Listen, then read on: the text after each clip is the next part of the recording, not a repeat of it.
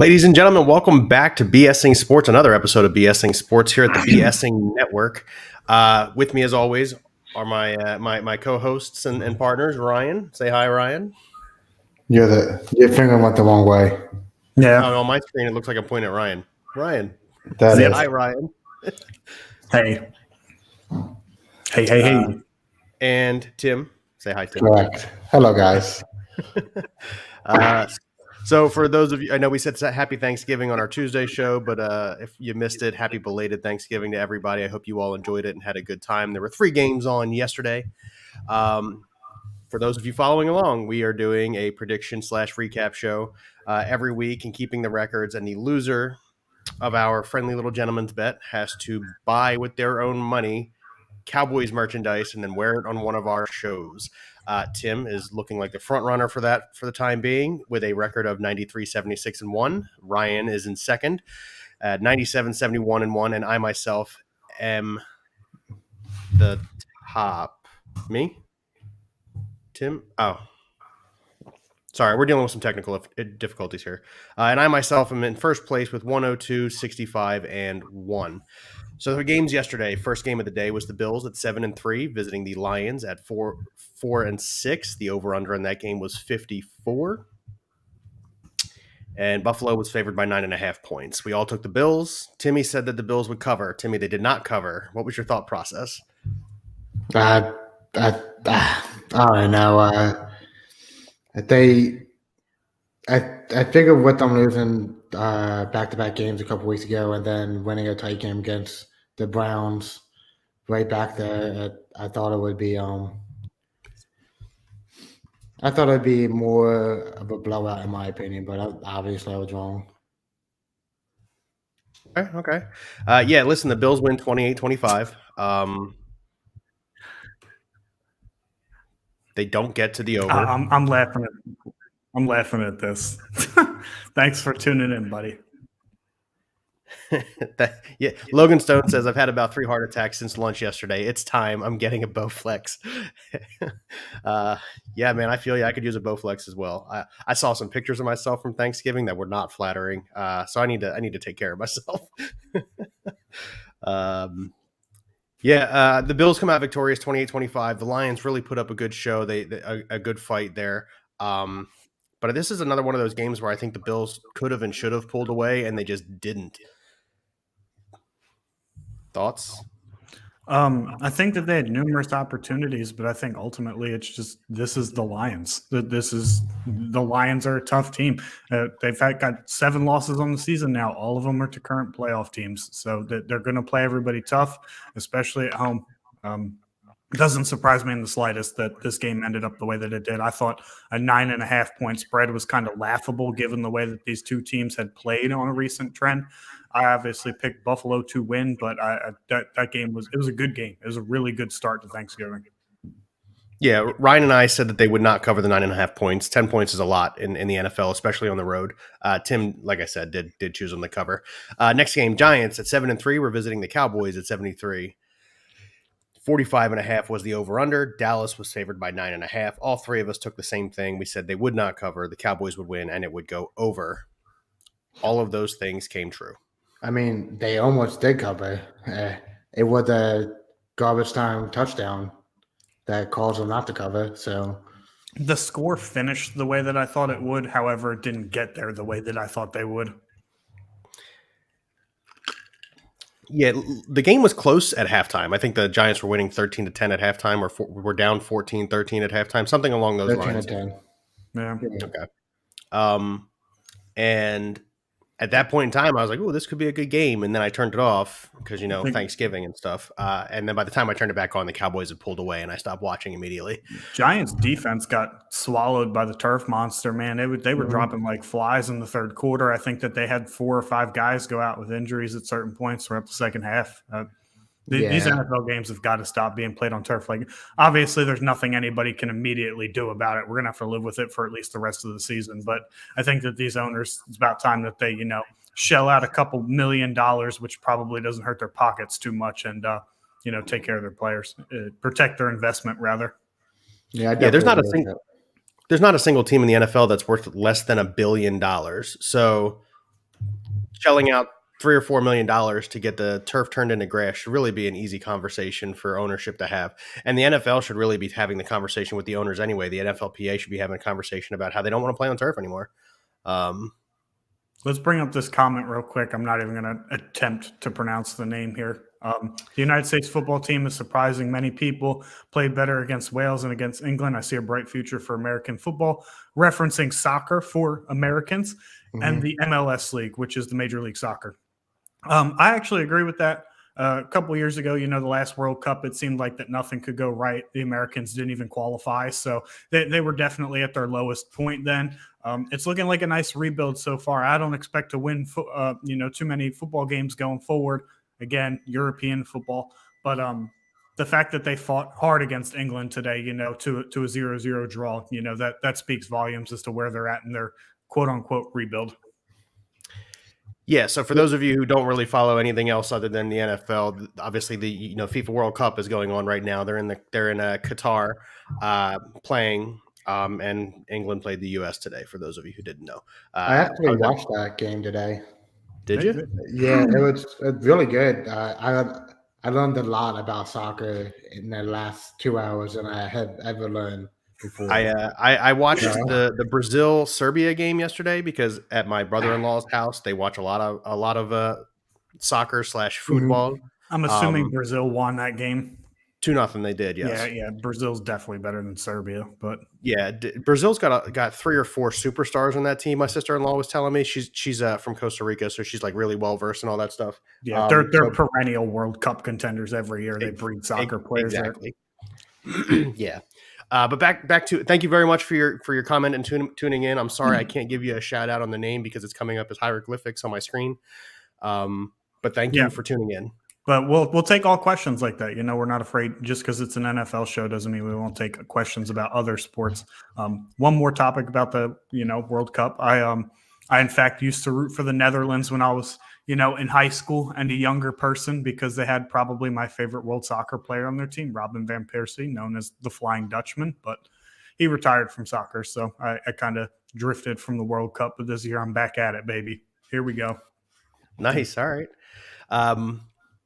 Yeah, like Ryan said, if you're watching and listening on YouTube, feel free to throw comments out. We're not scared to answer and talk about it. And if we don't know, we'll just joke around and you can tell us that we're wrong. That's good too. We like it. Broncos 3-7 visiting. I'm sorry, first game. I forgot the Patriots at 6-4 visiting the Vikings at 8-2. This game was about as close as I predicted it to be. The Belichick defense really came to play. Vikings come out of there with a 33-26 victory. I'm assuming that was sarcastic now. Yeah. I was about to say the 33 points means that they thought that the game was in New England. Sorry, I should have. Sorry. That Belichick defense really came to play. My bad. I went too quick. This month, almost the whole world. Bring the comment up again. All right. So again, same individual, I think. Yes, same individual makes comment. This month, almost the whole world is celebrating the World Football Championship in Qatar. Are the Americans also excited about this event like the rest of the world? Yes, actually, in the last 10 years or so, I can say that there's been a significant increase in people more interested and more excited about watching the World Cup stuff for the U.S. and obviously for the rest of the world. It's the most watched sport on the planet, most watched event on the planet. And Americans really are excited about it. We're really getting behind it. Like I said, I watched a bunch of it yesterday. Ryan said he was watching that game earlier. Tim said he was watching that game earlier. Do we catch every game? Absolutely not, because there's a bunch of them rolling in right now. But once it gets later, yes, we'll probably catch more of them. But yeah, at least in my perspective, I do believe that the Americans are really coming around. Particularly after they just tied England. I mean, all over Twitter, you saw, people super hype about it. I think MLS has grown, over the last decade too. They're producing much better players as well. So I think that's finally starting to catch up. And hopefully that the Americans can be a contender in the World Cup. Maybe not this World Cup, but next World Cup. Let's keep if they win on Tuesday against, I think it was Japan. No, I think it was 2, but let me check. We don't want to be incorrect here. But if they win, they advance to the next round. Iran. That's the one. Yeah. if they beat Iran, they advance next to the next round, top 16. Yeah. Well, that's really, really good. Ken Brandt's actually chiming in. Somebody I did not expect to chime in about soccer says See, there you England has go. never tied. Americans are all hype about the World Cup. Yeah, right. England maybe has never we'll- tied before. So he heard, and then he answered the Iran question before you guys did. So again, an individual that I would never have suspected watching soccer, or at least following it a little bit, has answered you. For the rest of us, yes, Americans are in fact following along, and it's pretty cool. It's pretty exciting. Patriots Vikings. Vikings are 9-2. And yeah, They, I mean, they they've did lost- everything right. they've lost to two very good teams. They did everything right. Like last night, they got the ball to Justin Jefferson, Adam Thielen. Dalvin Cook wasn't really that big and involved for some reason, which I didn't understand. Patriots got a good run defense. Let me rephrase that. But Mac Jones looked pretty well also. Like he threw I think it was 28 for 38, 330 yards, 2 touchdowns, something like and a that. pick, I believe. Hmm? I think he went 2-1, two touchdowns, 1 interception. No, No, he was well, picked off. Yeah. Oh, he wasn't? Okay. Your cousin was, I know that. Yeah, right at the start of the second half, I think.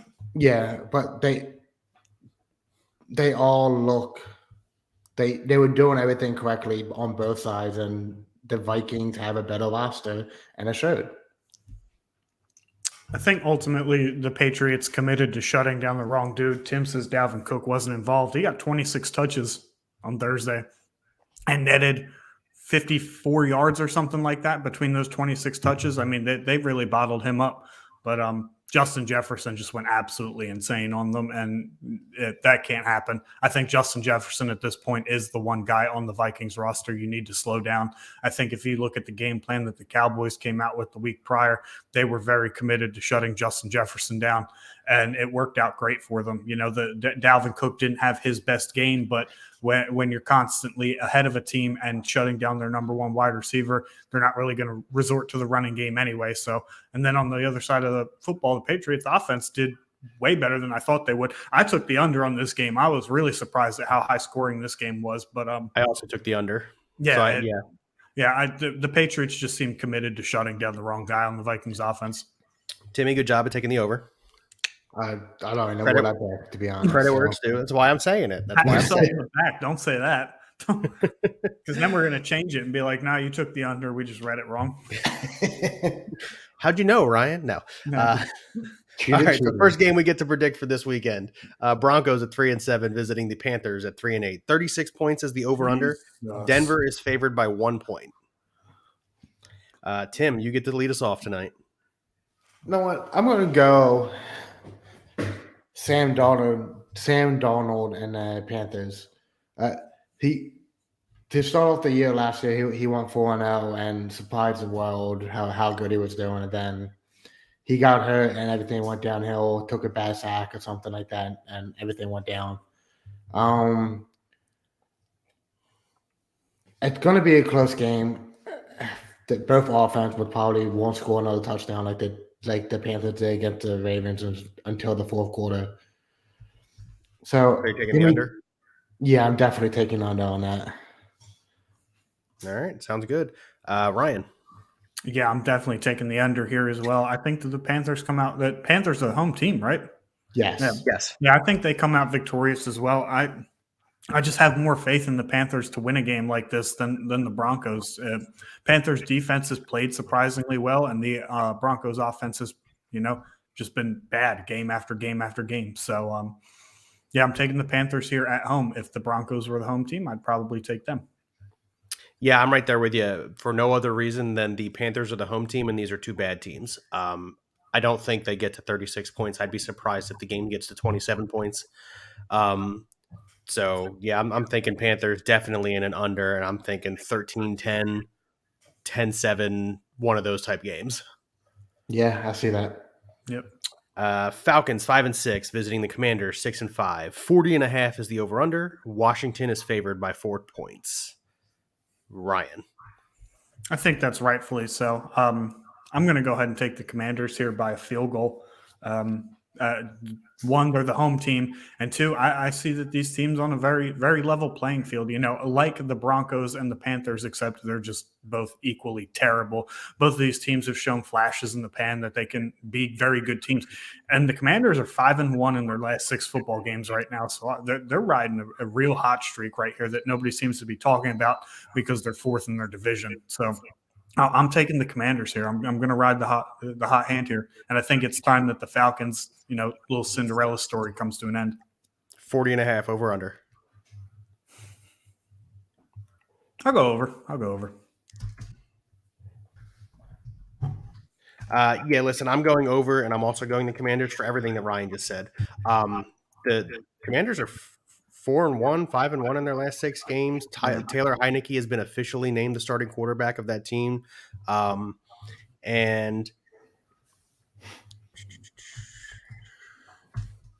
And overall, I just think that they've got the better team on the field at this point in time, and the fact that they're the home team. Now, I think that they do cover the 4-point spread. So I'm going over the 40.5 point spread. I've got Washington winning 24-21, 24-17, something along that line. And for the Commanders to cover. Yeah. So I am also taking the Commanders. Like Ryan said, they're the hot team, and I think Falcons. It's going to start losing soon. With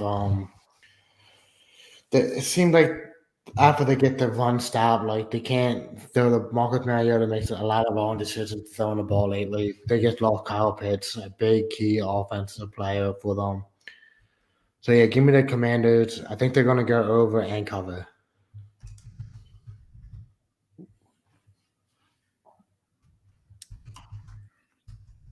All right, I'm also typing the stuff in the document. All right, all 3 of us with the Commanders. Timmy and I with over and cover. Ryan with over and not cover. Bengals at 6-4 versus visiting the Titans 7-3. Bengals will be without Joe Mixon. 43.5 is the over/under. Cincinnati is favored by 2.5 points. The Joe Mixon thing for me, is that better? A little bit, yeah. I can't turn the mic any lower. It's better enough for sure. Then I'm not entirely sure it's me because I could barely hear you guys. There's no way that's it was definitely you because whatever you just did fixed it. It was definitely you. So Joe Mixon being out is a huge factor in this game for me. I know Cincinnati is favored by 2.5 points, but I'm taking the Titans, especially since they are the home team. 43.5 seems like a lot, so I'm going to go under Titans. Yeah. Tim. I am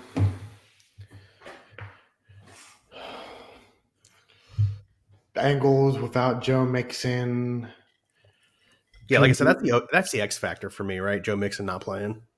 Jamar Chase should be going back. Yeah, that's tough. I don't think the corners for Tennessee is as good as everyone expecting to be. But the Bengals corner aren't as good either. They get lost the best corner. Oh man, this is a tough one.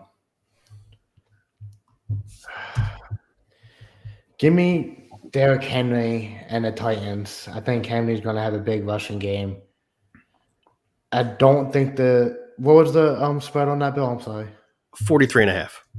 That spread, not the over. Oh, Cincinnati 2.5. Cincinnati getting 2.5. They're home, aren't they? No, the Titans are home. I think the Titans cover. And I think if the Titans win, they cover. Not necessarily. The Titans are the underdogs, so yes, if they win, they cover. Yeah. My fault. I thought Titans were giving up 2.5.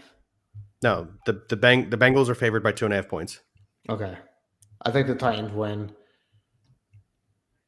43.5. Give me the under on that. Ryan.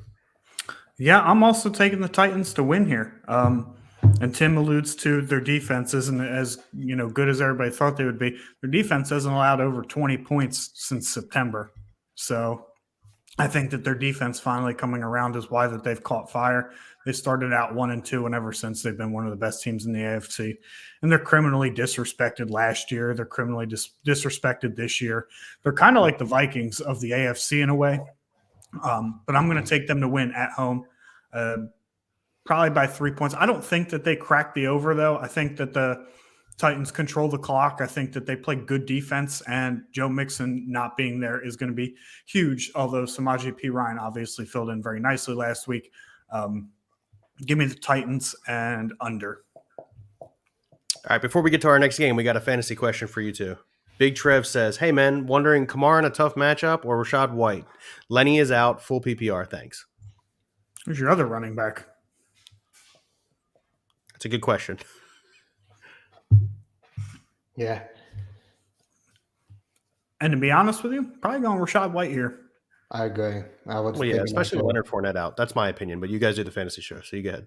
Yeah, I'm probably going to go Rachaad White here, unless, CMC and Ramondre locked in. Okay, yep. I'm definitely going Rachaad White here. I think that that's just a better player. And they're going with the hot hand. Rachaad White's been extremely hot. He's shown over the last couple games that he can handle an NFL workload. And I think that the Buccaneers offense is turning a corner here. I think that they're looking a little more efficient because they are running the football a little more. Meanwhile, Kamara's usage is still kind of a question mark, and it's kind of why the Saints are losing games.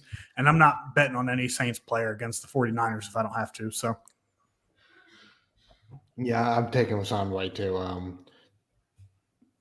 Like Brian said, the Saints are playing the 49ers, so I don't want to play anyone against the 49ers. That they have a real good defense lined up.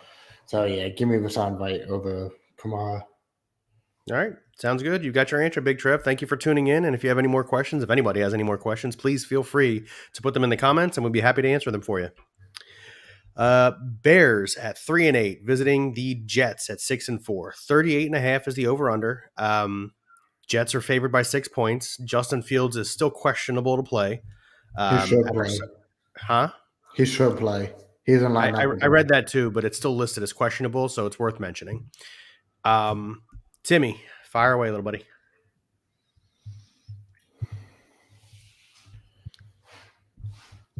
I blanked. Who's the first team that Bears playing? I'm sorry, I blanked on the first team.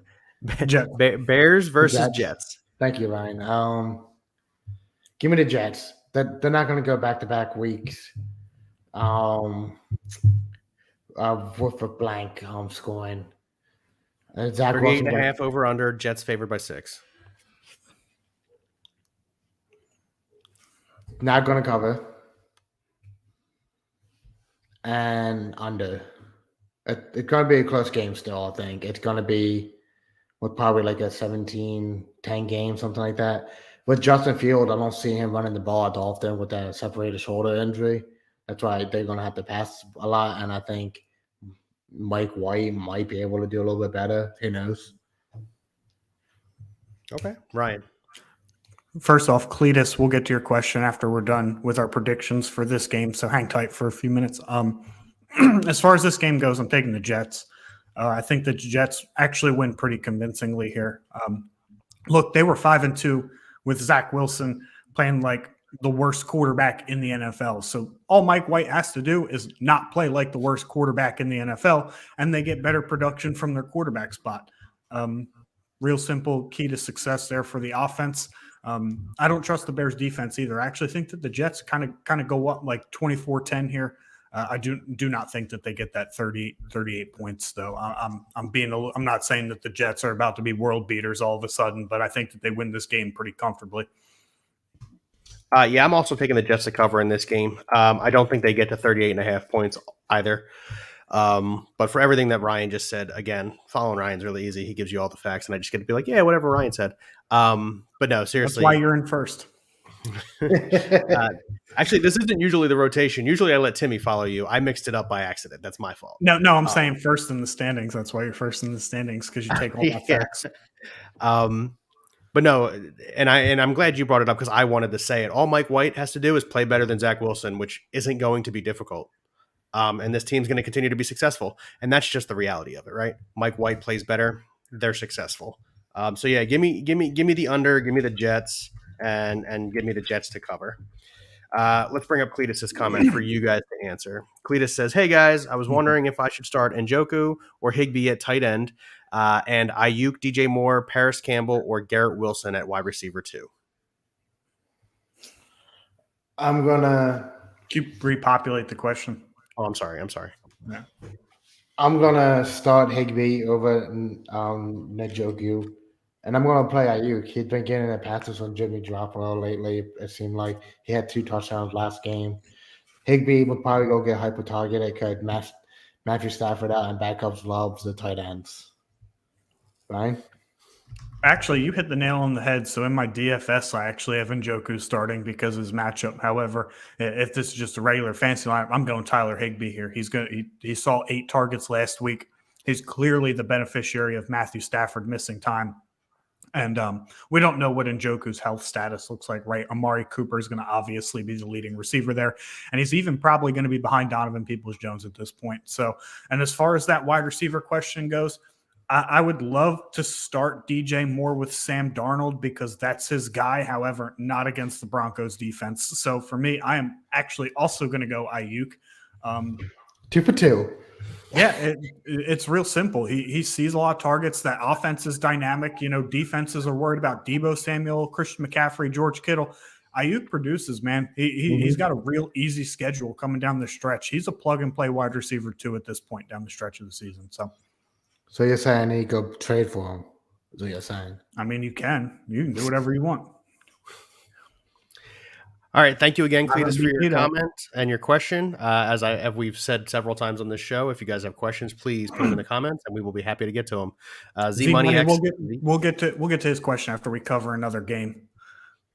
Yes, Buccaneers at 5-5, visiting the Browns at 3-7. I believe Deshaun Watson comes back this week for the Browns. Is that correct? It's next week against the Texans. Okay, my bad. It is next week. Houston at that. Yeah. Who wants to tell me that his 11-game suspension wasn't pulled out of a hat? Over under in this game is 42. Tampa is favored by 3.5. Ryan. Tampa easily. I think that they win by a touchdown here at home. It's very, very simple here. Tampa's offense is looking good. They are looking better. I think Mike Evans finally gets his full involvement. Chris Godwin slowly coming back from his injury. Cade Otton's gaining the trust of Tom Brady, and they are starting to run the football a little bit more, which is opening up the offense. Outside of an ugly 2 interceptions, one of which was by Fournette in the red zone. In their previous game, they could have easily put up 30 points. So for me, it's the Bucs. I think the game does go over the spread, and I think that they do cover. I think that that's that's one of my locks for the week, actually, is Bucs winning by more than 3.5. Okay. Yeah, listen, we talked about it a couple weeks ago when the Buccaneers came back against the Rams. We thought that maybe that was the turning piece that the Buccaneers needed to really pull away in this division and take command of it. Obviously, the division's not very good. They're sitting in first place at 5-5.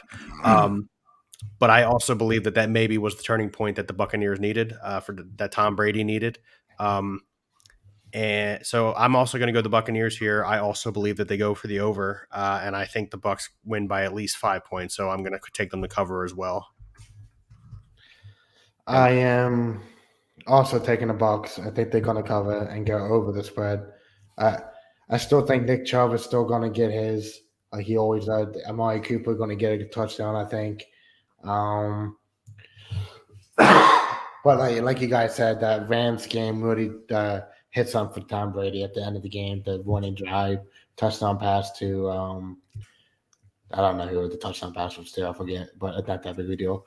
But it really started like spark in that offense, and I think it's going to be winning by 7 type of game for them.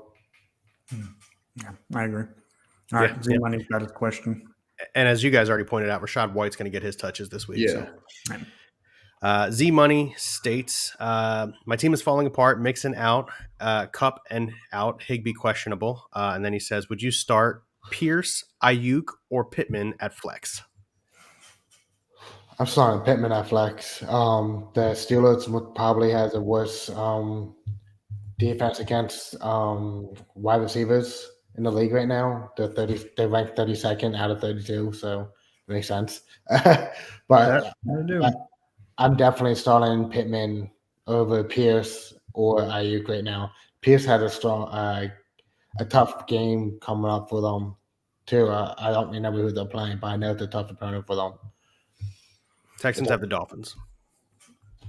A tough opponent for them. So yeah, I'm going to start Pittman against the Steelers.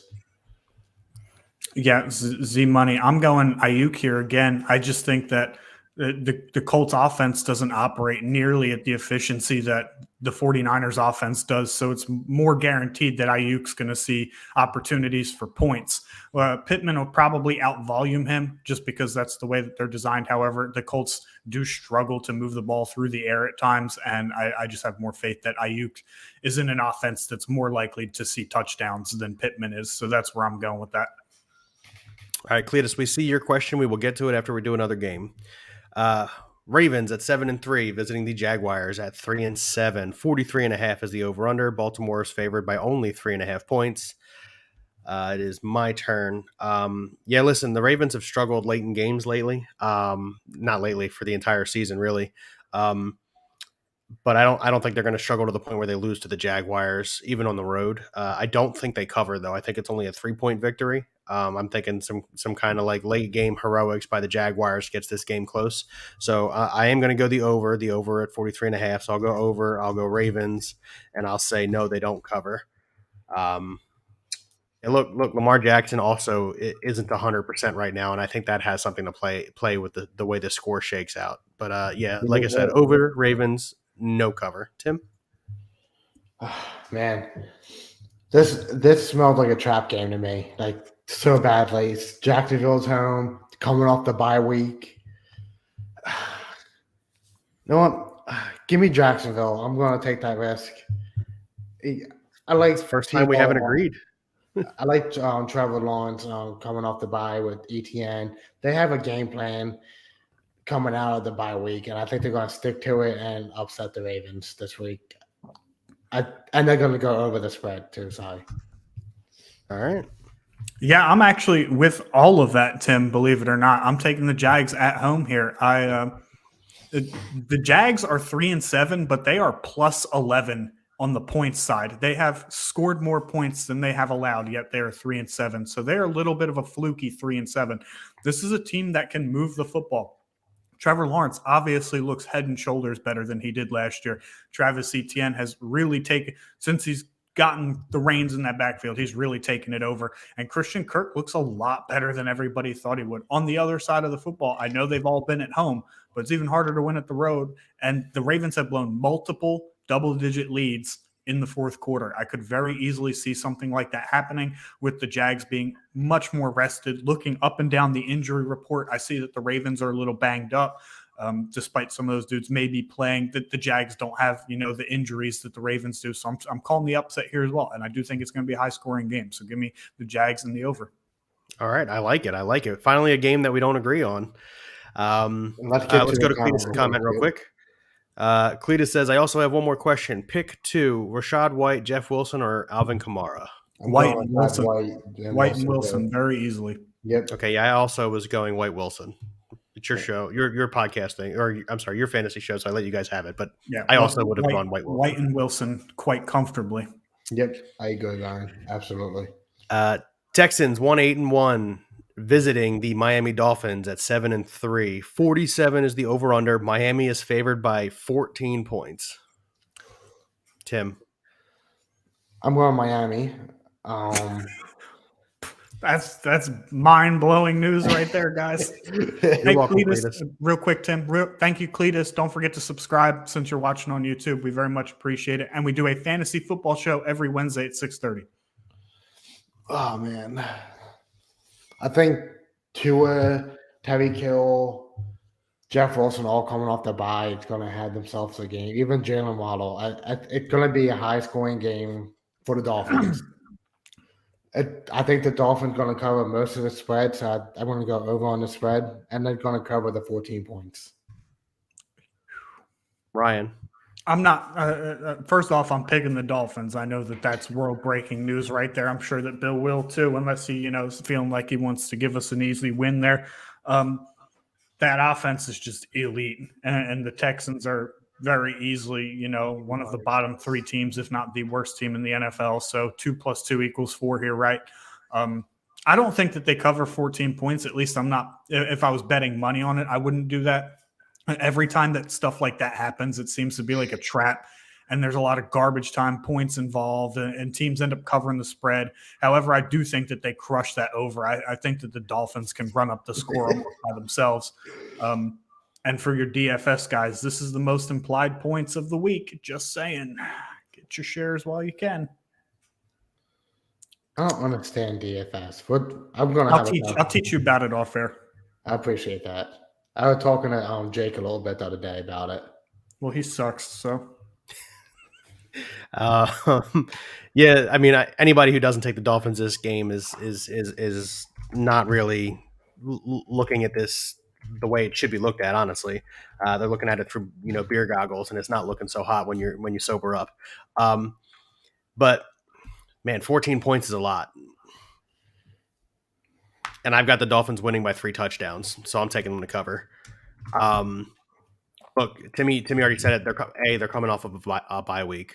B, they're at home, so they didn't have to travel after the bye week. C, they're already really good. Jalen Waddle, Tyreek Hill, Jeff Wilson has really emerged as the starting running back down there, and he did it very quickly. And Raheem Mostert's out. I have very, very little doubt that they win this game by at least 17 points, but I'm calling by 21. Yeah, give me the Dolphins, give me the over, and give me them to cover, and I would put money on it. That's how confident I feel about it. The Texans are just not a good football team. But cut and dry. No, but they've played some teams tough this year. They have played teams tough. They also have just switched from Davis Mills to who's their backup?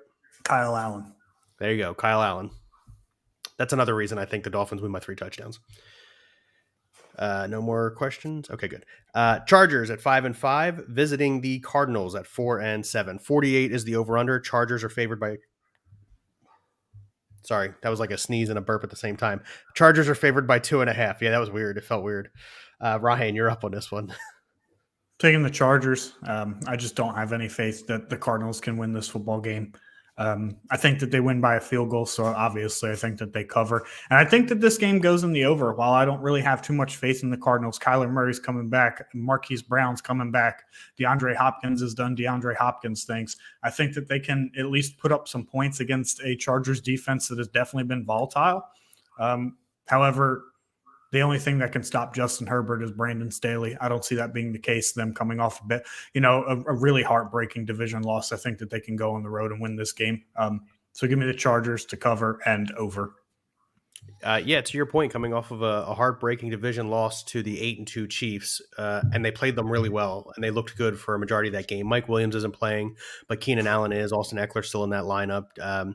Palmer is still on the field. Yeah, Josh Palmer's also bananas. Yeah, I'm also going Chargers. I'm also going over. And I mean, you're talking a 3-point victory. Yes, I'm taking them to cover the spread.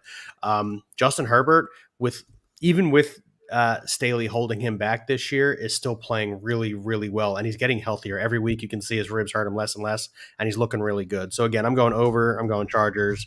And I'm calling them to cover. Tim? Yeah, I am also going with the Chargers.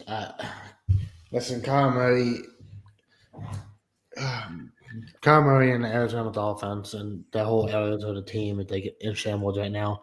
They don't know what's going on. Does Kyler Murray want to play Warzone? Does Kyler Murray want to study the playbook? Who knows? That's what it seemed like. I know he hasn't played the last 2 weeks because of the injury, but I think it's an underlining story. Injury. Couldn't help but notice it happened when Call of Duty came out. Yeah, he's been hurt ever since Warzone dropped. What a coincidence. He is 0-25 when a new season starts for Warzone or for Call of Duties. Yeah. But what's up, Tom? I am going Chargers. I think Austin Eckler is going to have a couple touchdowns, receiving touchdowns. I think Palmer is going to have a receiving touchdown. I think it's going to go over the point, and they're going to cover it by 7. What up, Tom? What up, Tom? All right, Raiders at 3-7, visiting the Seahawks at 6-4. 47.5 is the over/under. Seattle is favored by 3.5. I just don't like this Raiders team. Honestly, whoever they're playing, I don't care at this point. I'm probably taking the team they're against. Not to mention, Seattle hasn't looked terrible this season. They are, if I'm not mistaken, they are also coming off of a bye.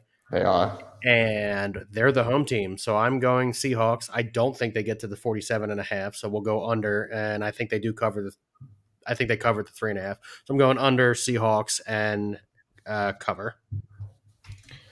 I agree, Bill. I am not 100% agree with you. I am going to Seahawks, though. And I think they're going to cover the spread and go over the 47 points. The Seahawks can score.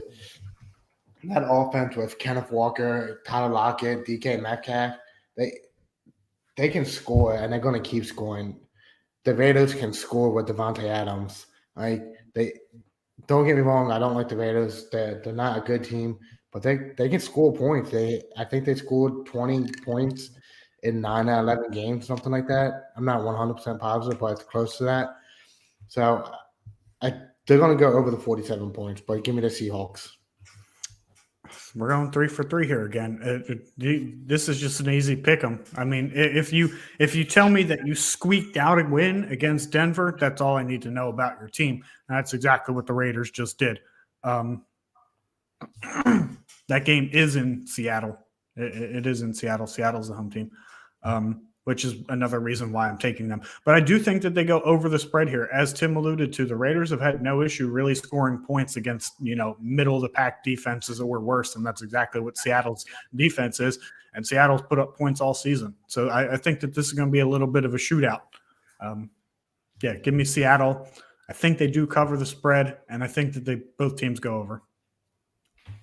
All right. Sounds good. I like it. This is that ugly matchup for the Saints, right? You got the Saints at 4-7 visiting. They're in San Francisco. The 49ers at 6-4. The over-under is 43. San Francisco is favored by 9.5 points, which doesn't surprise me in the slightest. Let's talk about that real quick. So Vegas believes that the 49ers are equally better than the Saints, than the Cowboys are like the Giants, like based on that spread. Isn't that a little weird? Yeah, a little bit. I mean, I never thought that. Look, I didn't think the Giants were really going to compete with the Cowboys. Let's be 100% honest. That front four for the Cowboys is really, really good. And the only good player on the Giants team is Saquon Barkley. So, I mean, you match them together, it doesn't look like a good game for Barkley, which means the game plan for the Giants is really scrambled and messed up. So I didn't expect that game to be close. Now, adversely, 6-4 49ers, their record is a little bit deceiving because, they started the season with Trey Lance. He gets injured. Garoppolo comes in. There's a little bit of growing pains there, just a little bit because he didn't have a playbook.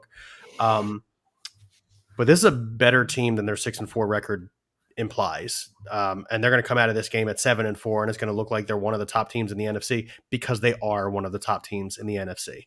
So 9.5 points. Good. Who goes I first? think it's a good spread. Who's Tim, going you first? go first. No. Tim. Me? Give me the 49ers. Copy that. Give me the over. I think they're going to get most of them by themselves. And give me the cover. Cover. Okay, Chris McCaffrey, Jimmy G. He looked good the last couple of weeks. Quarterback one the last couple of weeks. George Kittle coming off the 2 touchdown game. 2 big receptions. Brandon Ayuk, another 2 touchdown game. They're going to score. Too many weapons not to score, in my opinion. So, yeah, give me the 49ers to cover both. Ryan? Yeah, I'm taking the 49ers to win here. I think that they go over the spread. I don't think that they cover, though. Again, 9.5 is one of those weird ones. Vegas knows something where it looks obvious. I'm probably going to steer the other way. And that's my whole rationale behind that. So, no, the 49ers are going to score points. They're going to probably put up at least 24 points every game down the stretch. They just, as Tim said, they have too many weapons. You've got Christian McCaffrey, you've got George Kittle, you've got Deebo Samuel, you've got Brandon Ayuk. You got to stop any one of those four on any given day, and it's really hard to stop four people at once. Your best bet is to hope Jimmy Garoppolo has a bad day. But yeah, give me the Niners here. I think that they win comfortably, but I don't think they cover the spread. Yeah, I don't think they cover the spread either. But obviously, I'm not betting against the 49ers here. I think they win by at least 7, but I don't think they get to the 10-point mark as a victory because of garbage time situations. And that's just the reality of it, right? There are very few teams that I would take over the 49ers right now. As you pointed out, both of you pointed out, Christian McCaffrey, Brandon Ayuk, Kittle, Deebo Samuel, all you're hoping for, and not to mention their defense is really good. You're hoping for Jimmy Garoppolo to have a bad game. So there aren't many teams in the NFL I'm taking over the 49ers at this point. As I already said, that 6-4 record is not indicative of the team that stands there with the 6-4 record. As an Eagles fan who, looking at them, assuming they might get the number 1 seed, the 49ers scare me more than any other team in the NFC. I think they're the second best team in the NFC. I'm right there with you. Yeah, absolutely. This is the biggest spread of the week. You think the 14-point Dolphins spread is the biggest you're going to see, but it's not. Rams at 3-7, visiting the Chiefs at 8-2. The over/under is 42 points, and the Chiefs are favored by 15.5. Ryan. Okay, well, I'm taking the Chiefs. Like that, I know that's earth-shattering news. I don't think they cover, and I'm taking. Do I think they go over? What was the over/under? It was 42.5, right? 42, straight up 42. That's tough. I'll go over just because it's the Chiefs' offense, but this is not a game that really needs to be talked about. To be honest with you, Kupp's out, Stafford's out. They just cut Darrell Henderson. This is Bryce Perkins is starting. I would be shocked if the Rams, really did anything outside of some garbage time points, but this is not a game that needs to be talked about in depth. Yeah, I'm thinking the Chiefs might be able to put up 34 points by themselves relatively easily in this game. So for that reason, I'm also going with the over. I don't think any of the three of us are taking anybody but the Chiefs here. But man, 15.5 points. Yeah, I'm going to say they cover it. Stafford's out, Kupp's out. Who are you leaning on in that offense for the Rams? You got to hope to somehow sustain drives and keep the Chiefs offense on the field, because even if the first half score is close, that defense is going to be real tired rolling into the second half against that Chiefs offense, which is starting to really mesh really well. Juju is starting to get more targets. Tony has already jumped onto the scene there. He's out? Yep. What do you do? Kadarius Toney's out. What'd I miss? Hamstring. He hurt his hamstring in the first quarter of last game. Wow, I really missed that. All right, sounds good. Either way, Patrick Mahomes is the quarterback of that team. Tim? Give me the Chiefs, obviously. That over. And I don't think they cover the 15.5 points. The Rams' defense isn't as bad as the showing. They have good corners, a good defensive line. They're always tired. What makes them lose? They give up a lot of yards because they're tired. They're exhausted. Sunday night, which is obviously worth 2. We have the Packers at 4-7, traveling to Philadelphia, playing the Eagles at 9-1. I get the first dibs on this one. Favored is the Eagles by 6.5 points. The over/under is 46.5. I tell you what, I've thought about this game all week. If there's ever been a trap game, this would be my opinion of a trap game. I said it a little bit about the Commanders game, but that's more of a division rival. This is not a division rival. It's just a team in the NFC who isn't playing well. They're coming into your house. This kind of feels like a trap game to me. I still think the Eagles come out victorious. However, I think it's a hard-fought victory. I don't think we get to the over. So 46.5. I don't think they get to the over, so they stay under. and I don't think the Eagles cover the 6.5 point spread. It was really heroic of them to come back against the Colts last week on the road and win that game down, 10 points going into the fourth quarter. But the Packers are a different team. Aaron Rodgers, a different quarterback. And we'll get to that comment, George. Give us a few seconds. And for me, even though the Packers are not as stout of a team as they were previously, they've shown flashes of being a good team. And I think this is another scenario where the Packers show a flash of being a good team, but the Eagles are at home, and I think they come out victorious. So again, under the 46.5 Eagles, they do not cover the 6.5 point spread. Tim. I am taking the Eagles. I think it could be a trap game. I'm not saying not. I said all year long, I think the Packers will probably be the first loss. Obviously, that didn't happen. Aaron Jones is a good running back. A.J. Dillon is a good running back. But the wide receivers on the Packers are not that good. I think the Eagles will cover. They win by a touchdown. And they won't go with a 46.5 or whatever it was. Yeah. Sorry, say it again, Timmy. I'm sorry. Eagles cover, not over. Eagles cover over, not over. Yeah, not over. Eagles under. Yeah, he was confusing me. Yeah, under. Sorry, it's okay. I'm taking the Eagles here as well. Not confidently. I'm actually going to Control C, Control V, exactly what Bill just said. I'm taking the Eagles, not covering the spread, and they're not going to go over. Shane Steichen's offensive play calling the last couple of weeks has me, a little shook in the confidence that they can, put up a decent amount of points. Fortunately, if I had to pinpoint one team that is definitely worse at utilizing the talent they have on the field, it's the Packers. Definitely not giving Aaron Jones and A.J. Dillon enough touches as Aaron Rodgers, ages and their wide receiver core gets hurt and just is not productive. So those are the two main reasons why I think that they don't go over. I think the Eagles are still a better team. I think being at home on Sunday night in front of the Link is really going to help them out. But this will roll right into the question that George Cook asked here in the comments. So A.J. Brown's only seen less than 7 targets in one game this year. Jalen Hurts still very easily favors him, and I would expect that to happen down the stretch. The only game where he did not see 7 targets was the game against Washington, where he was very obviously hurt. The offense was in disarray. It looked the worst that it had all season. And the Colts have a surprisingly good defense. Most people overrate or look over the Colts defense because of how bad their offense is, but the Colts defense has definitely kept them in some games. For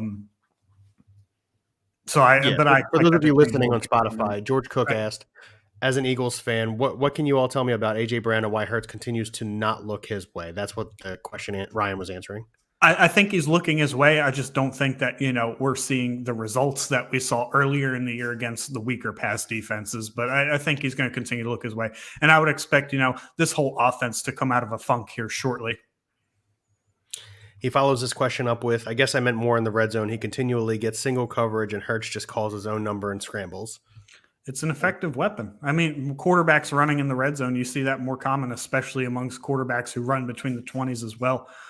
A.J. Brown was never a big red zone threat, even in college, even in Tennessee. That was not how he was utilized. He was always utilized as a big play guy. He can go down the field and make huge plays. Is he a big dude? Yes, but his skill set was never, a red zone threat. He's not Mike Williams. He's not, he's not Randy Moss at the goal line.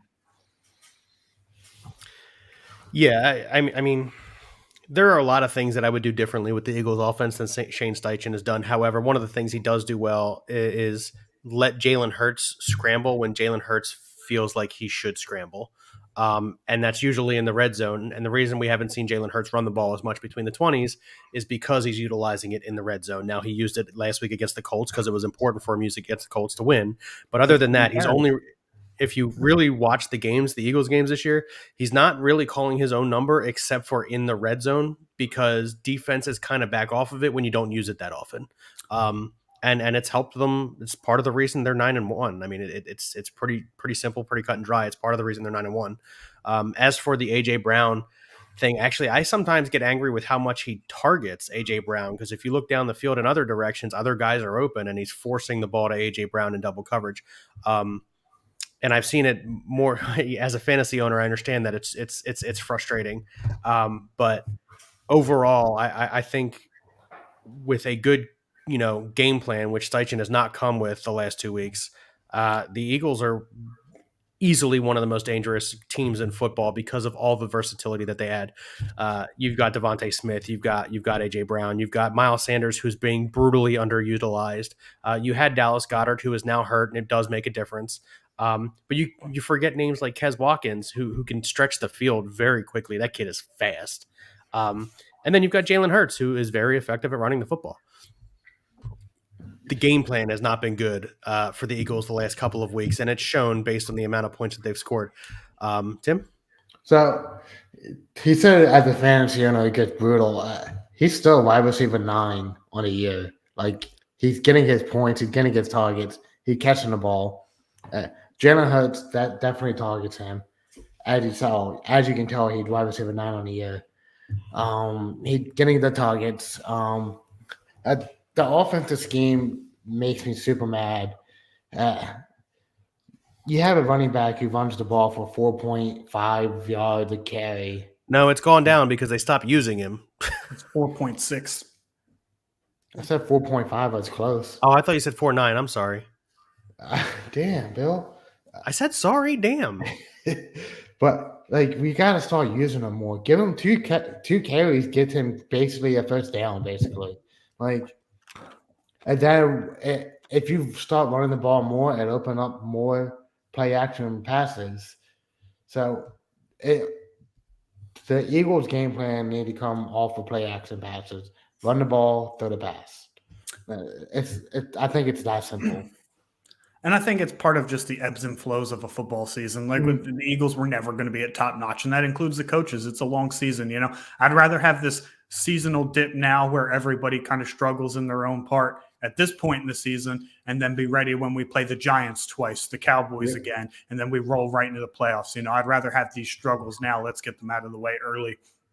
It's that loss might have been the best thing for them. And as bad as the Colts have been record-wise, bad teams find a way to lose that football game last week, and the Eagles found a way to win. They're still a good football team.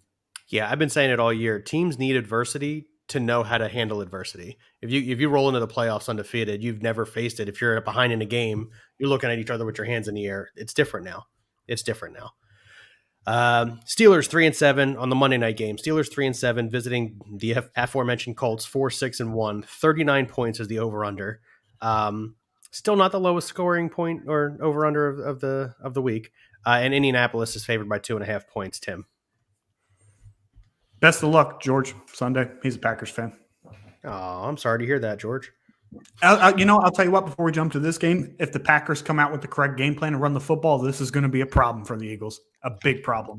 Yep. Oh, man. Give me... Listen, the Colts have Jonathan Taylor. He's a great running back. But that Steelers defense with T.J. Watt, man, they're going to stop the run pretty easily. As you noticed, the Bengals really didn't run the ball. They got a lot of screen passes out last week against them. Man. Give me the Steelers. Not to cover. Obviously, they're going to cover the spread because they're down the dogs. And then not to go over the 45. I said, I love how you said obviously because they're the underdogs. Like you didn't totally screw that up at the beginning of the show. I know. Relax, chill. Ryan, Steelers Colts 39 2.5 Indy.